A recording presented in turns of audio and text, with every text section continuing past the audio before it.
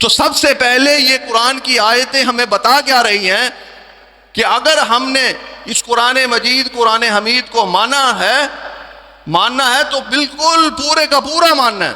اسلام میں داخل ہونا ہے تو پورے کا پورا داخل ہونا ہے.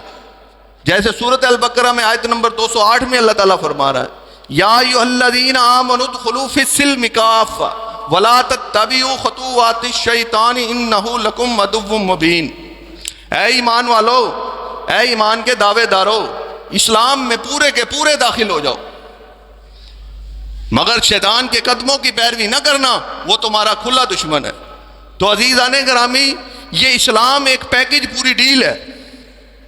لینا ہے تو پورا لو، نہیں لینا تو چھوڑ دو. آج ہمارا رویہ، آج ہمارے جھوٹے دعوے، آج ہم اپنے آپ کو مسلمان ثابت ہو کر ہم کہیں کہ ہم جنت میں داخل ہو جائیں. ہم پورے سال میں 365 دنوں میں ہم مسجد میں نماز پڑھنے نہیں آتے، ہم کلمہ گو ہیں. جب ریلیاں نکلتی ہیں عید میلاد النبی کی تو کہہ دیتے ہیں غلامی رسول میں موت بھی قبول ہے. خدا کا پکڑا چھڑائے محمد، محمد کا پکڑا چھڑا کوئی نہیں سکتا. یہ کون کہہ رہا ہے؟ یہ آج کا مسلمان کہہ رہا ہے.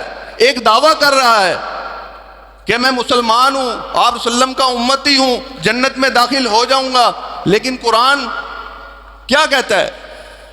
قرآن کہتا ہے سورۃ اعراف کے اندر آپ رسول اللہ صلی اللہ علیہ وسلم کو کہا جا رہا ہے، کہہ کون رہا ہے؟ اللہ وہی نازل کر رہا ہے. قل ما كنت بدعا من الرسل وما ادري ما يفعل بي ولا بكم ان اتبع الا ما يوحى الي وما انا الا نذير مبين.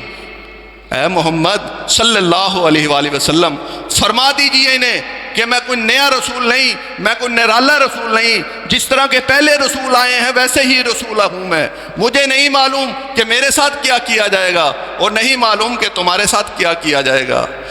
ان اتبع الا ما یوحى الی وما انا الا نذیر مبین. میں تو اسی چیز کی اتباع کرتا ہوں جو مجھ پر وحی کیا جاتا ہے. الا نذیر مبین، ڈراتا ہے جہنم سے.